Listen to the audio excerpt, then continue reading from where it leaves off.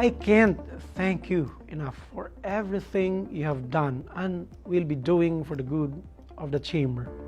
Knowing I have your support and dedication makes me a better and happier person given the chance to lead a prestigious organization of respectable businessmen in this part of the country.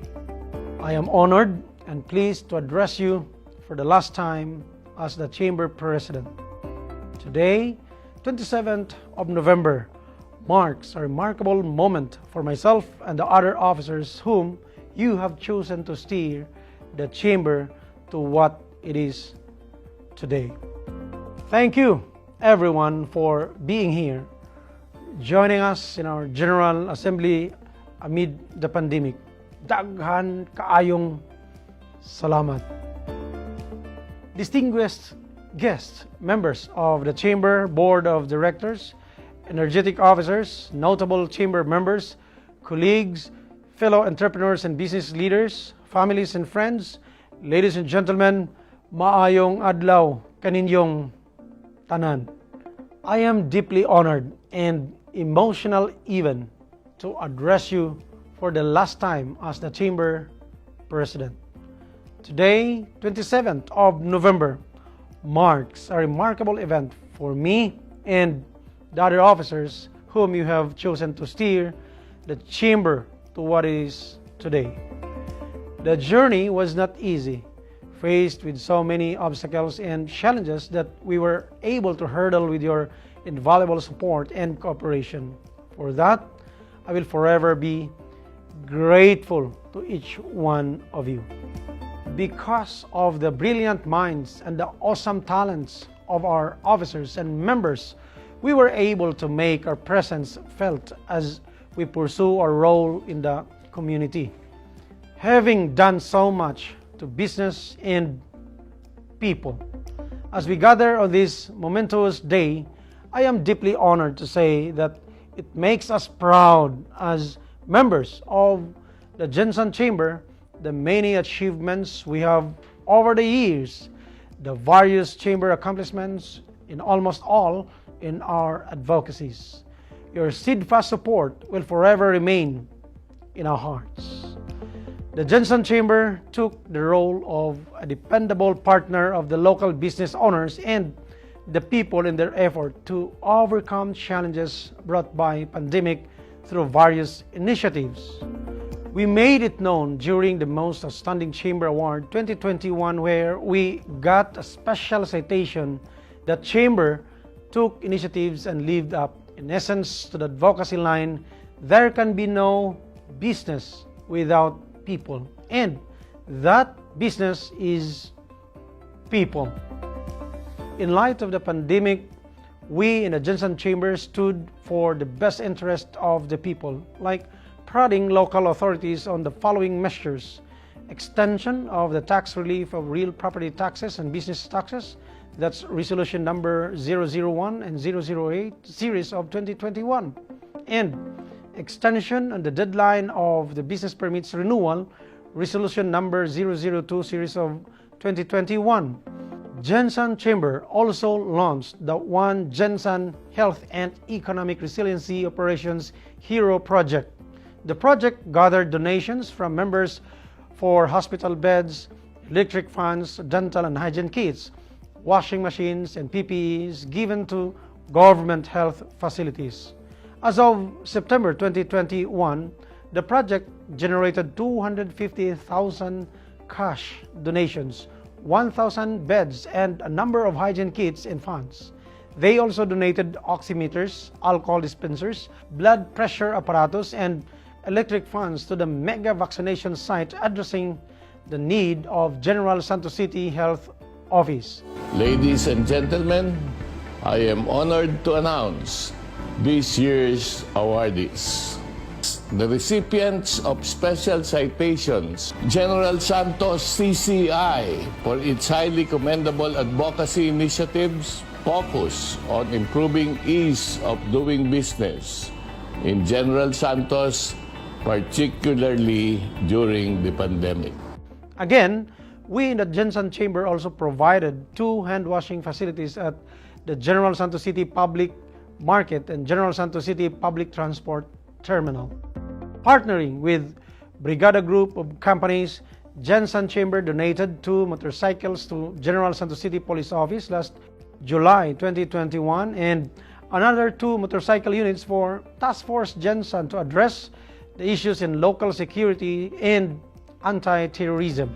Despite restrictions during the pandemic, Gensan Chamber has been very active in its local chamber services and support programs to work in their mantra, business is for the people.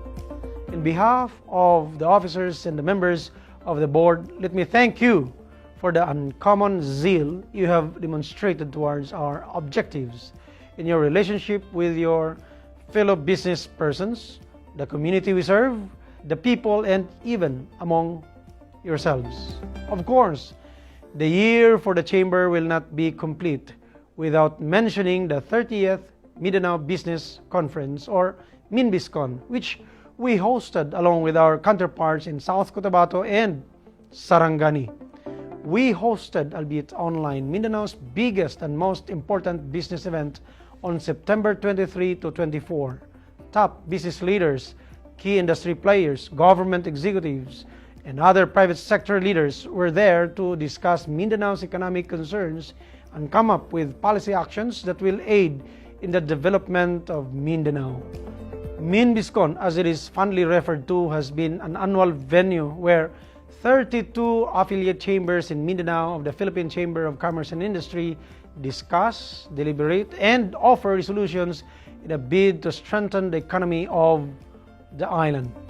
Coming in these most trying times, the event this year carried the theme, Changing Times, Challenging Roles in Mindanao. In that 2-day 30th Mindanao Business Online Zoom conference, we discussed the most pressing issues concerning the business community, took insights and answers to the questions, where is the Mindanao economy headed? What are the potential business and investment opportunities for partnership between Mindanao and our international partners? What are some of the technological interventions to improve the productivity and competitiveness of Mindanao agriculture industry? Also, we got the chance to be updated about the economic outlook towards Mindanao recovery and know the latest and ongoing innovative infrastructure developments in Mindanao that will create more opportunities for existing businesses and fast-track the recovery of the economy.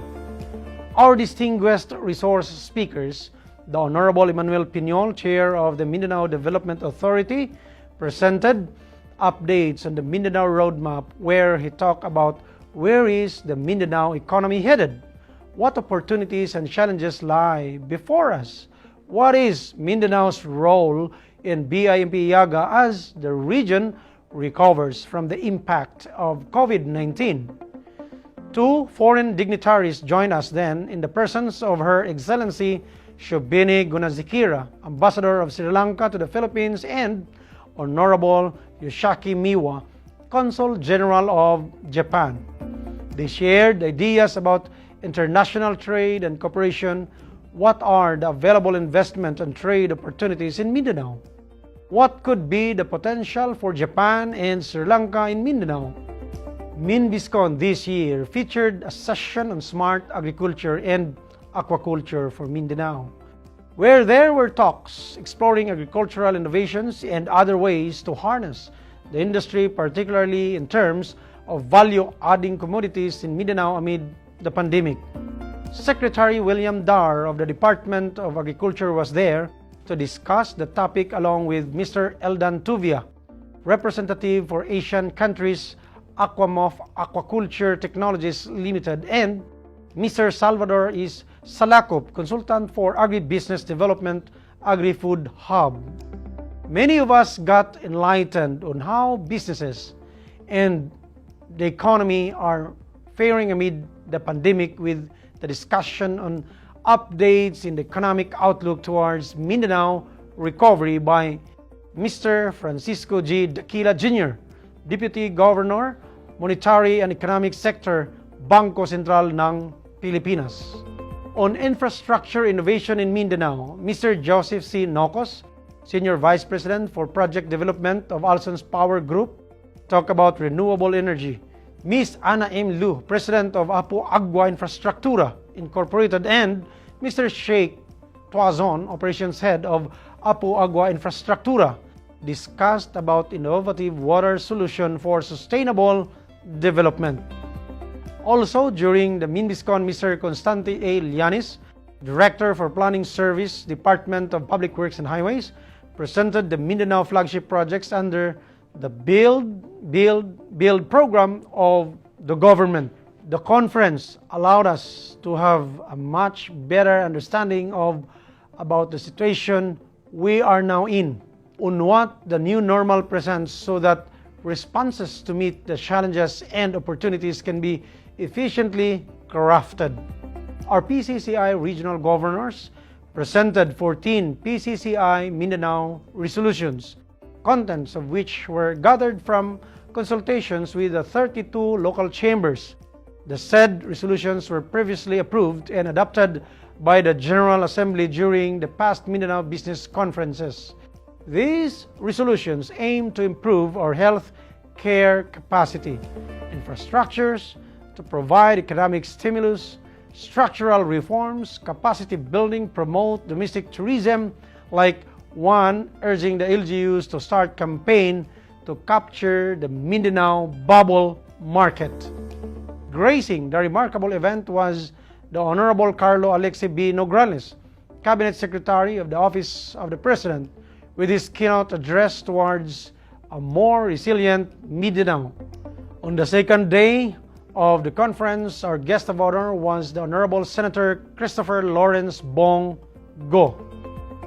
As I end, please let me take this opportunity to thank all of you and to extend our gratitude in the Jensen Chamber, to South Cotabato Chamber, the Sarangani Chamber, and the rest of the local chambers of commerce in Mindanao. To PCCI President Ambassador Benedicto U. Wico, PCCI Mindanao Area Vice President Maria Teresa Alegrio, and PCCI Regional Governors Arturo Milan of Southeastern Mindanao, Roderico Bioco, Northern Mindanao, Paul Godmalin, Western Mindanao, Pet Marquez, Central Mindanao, Aldrin Ibo from BARM, Julie Senense, Eastern Mindanao, and Loretta C. of Southwestern Mindanao. My dear colleagues in the chamber, the pandemic is far from over. Expect that challenges await us, which of course I strongly believe that by the chamber's antecedents and the manner it faced the uncertainties over the years and the skills and knowledge the members have gained, the chamber will surely overcome them.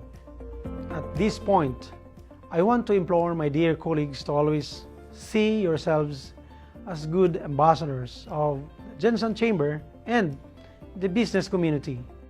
My salute that you never allow selfish interest to blemish the integrity you have nurtured over the years in this great organization. Be kind and good to people you meet. Allow the words of God to guide you as you journey to greatness. Think big thoughts and be optimistic in whatever you are doing. As I take my bow as President of the Jensen Chamber and humbly bid you farewell, I wish you best of luck in your days ahead. Stay safe and God bless us all. Thank you, thank you, thank you very much.